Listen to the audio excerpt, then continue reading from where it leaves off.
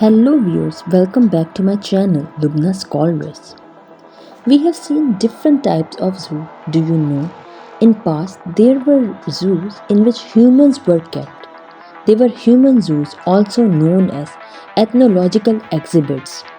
Negro villages or people shows showed non-Western peoples at zoos and fairs.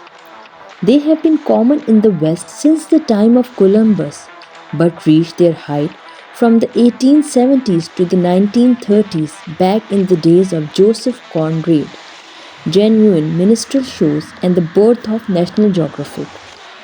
They showed people from the Middle East, Africa, Sri Lanka, the Philippines, Java, the Pacific, the America, and Arctic. Never white people. They were especially common in Germany, France, Britain, and America. Tens of millions saw them. Like in 1896, the Cincinnati Show showed Indians.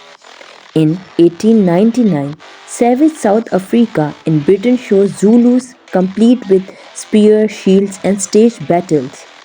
In 1904, the St. Louis World's Fair showed a parade of evolutionary progress with Filipino and American Indians ranked below whites and with pygmies just above ape. In 1906, the Bronx Zoo showed a pygmy Ota Benga in the same cage as an orangutan. Ever since Columbus sailors brought non-Westerns back to Europe to be shown to the public, especially at fairs, few ever made it back home, and many did not last long in disease-ridden Europe. A well-known example is Sarah Bartman of South Africa, who was shown in a cage in Britain and part of an animal show in Paris. Native villages were built so white people could see how they lived.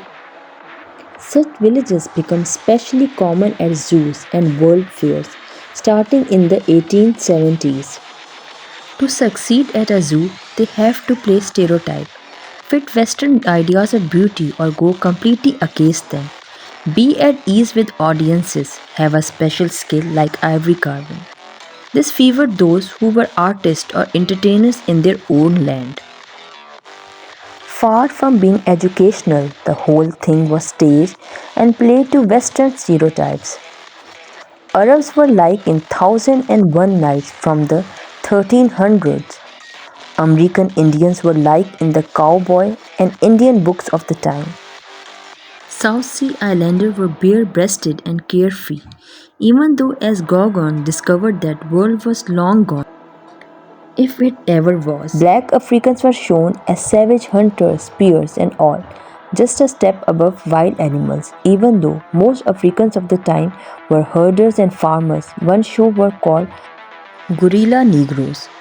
The pygmies at the St. Louis Fair, on the other hand, liked to smoke cigars and wear top hats, which screwed up the show's racist evolutionary ranking.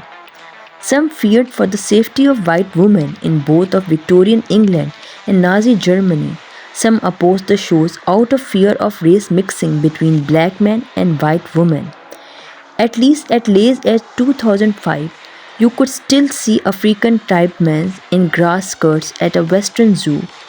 But since the 1930s, such things have become uncommon. Film and later television and cheap air travel were able to give Westerners a much richer seeming, but not always truer experience.